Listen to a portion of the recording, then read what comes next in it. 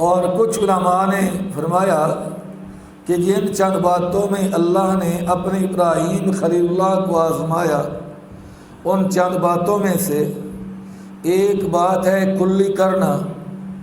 پہلے وضو میں کلی کرنا نہ تھا، سب سے پہلے ابراہیم خلیل اللہ کو آرڈر ملا، جب وضو فرماؤ تو 3 مرتبہ کلی کیا کرو، اور اگر نہانے کی حاجت ہو تو پھر غرغرے کیا کرو۔ اس طریقہ پر پہلے وضو میں ناک کی کچی ہڈی تک پانی پہنچانا ضروری نہ تھا۔ ابراہیم خلیل اللہ آئے تو آرڈر ملا، جب وضو کرو کلی کے ساتھ ساتھ ناک میں پانی ڈالا کرو۔ اسی طریقہ پر جب تک خلیل اللہ نہیں آئے مسواک کا آرڈر نہیں تھا۔ سب سے پہلے حضرت ابراہیم خلیل اللہ کو مسواک کرنے کا آرڈر ملا۔ اسی طریقہ پر لوگ یہ بغلوں والے بال نہ مڈوایا کرتے تھے۔ ابراہیم خلیل اللہ تشریف لائے تو آرڈر ملا کہ بغلوں والے بال بھی صاف کیا کرو۔ جب تک آپ تشریف نہیں لائے زیر ناف بالوں کے موڑنے کا آرڈر نہیں تھا۔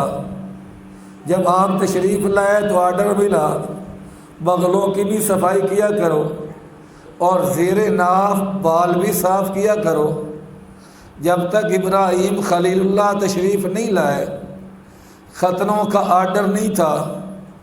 ختنوں کا آرڈر سب سے پہلے ابراہیم خلیل اللہ کو ملا، اور روایات میں آتا ہے کہ ابراہیم خلیل اللہ نے اپنے ختنے خود 80 سال کی عمر میں کیے، اور ایک روایت میں یہ بھی آتا ہے 110 سال کی عمر تھی سیدنا ابراہیم خلیل اللہ کی۔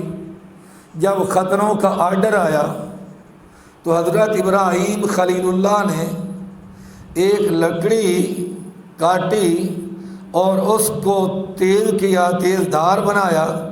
اس لکڑی کے ساتھ اپنے ختنے ابراہیم خلیل اللہ نے خود فرمائے۔ جب تکلیف نے بے چین و بے قرار کیا تو جبریل امین تشریف لائے۔ ابراہیم خلیل اللہ نے جبریل علیہ السلام کے سامنے شکایت کی کہ مجھے تو بہت زیادہ تکلیف محسوس ہو رہی ہے۔ تو جبریل امین نے بتایا، اے اللہ کے پیغمبر، آرڈر تو ختنوں کا آ گیا تھا، لیکن انتظار تو فرما لیتے کہ اللہ تبارک و تعالی کس آلے کے متعلق فرماتے ہیں کہ اس آلے کے ساتھ ختنے کیے جائیں۔ جناب ابراہیم خلیل اللہ کی آنکھوں میں آنسو آ گئے، فرمانے لگے جبریل تجھے تو پتہ ہے کہ جب اللہ کا کوئی حکم آ جاتا ہے پھر میں 1 منٹ سیکنڈ کی تاخیر کرنا بھی برداشت نہیں کرتا۔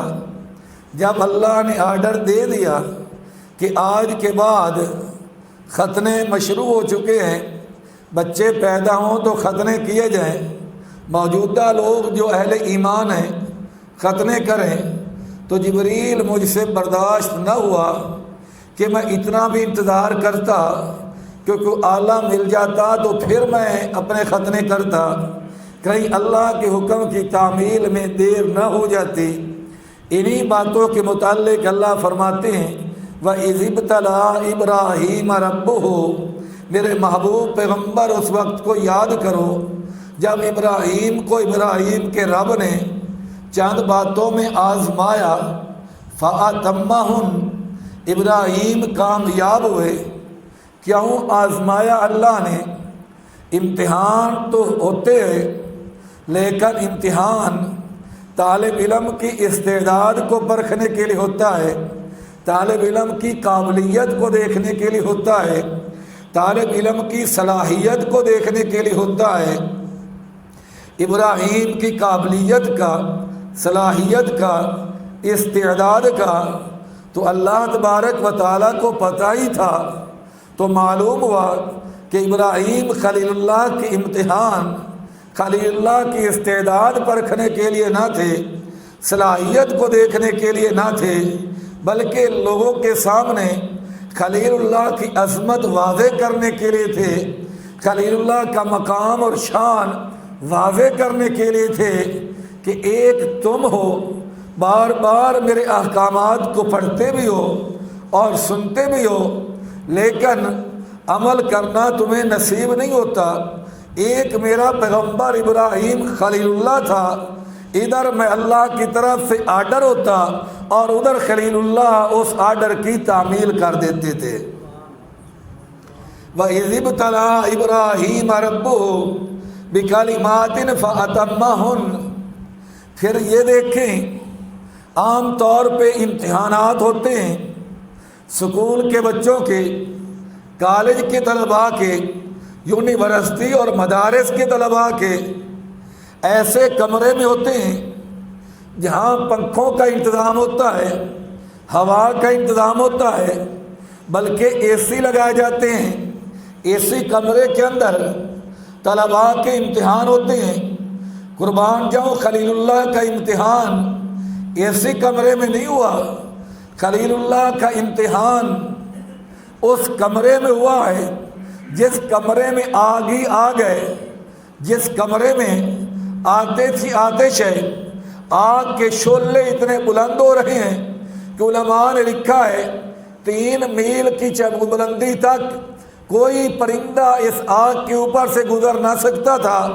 جو پرندہ بھی گزرنے کی کوشش کرتا وہ جل کر نیچے گر جاتا۔ ایسے آگ کے کمرے میں خلیل اللہ نے بیٹھ کر پرچہ حل کیا۔ خدا نے پھر مزے لے کر کہا، اے میرے خلیل، میں نے آزمانے میں حد کر دی، تو نے پرچے حل کرنے میں حد کر دی، اب انعام بھی سن، انی جاعلک للناس اماما۔ اے میرا خلیل، میں تجھے رہتی دنیا تک لوگوں کا امام بنا دوں گا، پیشوا بنا دوں گا، مقتدا بنا دوں گا، حتیٰ کہ آمنہ کے لال حضرت محمد مصطفیٰ احمد مجتبی صلی اللہ علیہ وسلم تشریف لائے تو خالق نے فرمایا، میرے حبیب واتبع ملت ابراہیم حنیفا، میرا محبوب پیغمبر ابراہیم پیغمبر کی ملت کی اتباع کرو۔ قیامت کی صبح تک شریعت مصطفیٰ کے اندر ایسے احکامات بھی رہیں گے جو احکامات ابراہیم خلیل اللہ کی شریعت میں تھے۔ مونچھوں کا کٹوانا اب بھی حکم موجود ہے، مسواک کرنا اب بھی حکم موجود ہے، کلی کرنا آج بھی حکم موجود ہے، ناک میں پانی ڈالنا آج بھی حکم موجود ہے، ختنے آج بھی حکم موجود ہے، بغلوں کی صفائی آج بھی حکم موجود ہے، زیر ناف بال کاٹنا آج بھی حکم موجود ہے۔ خالق نے فرمایا، میرے حبیب واتبع ملت ابراہیم حنیفا۔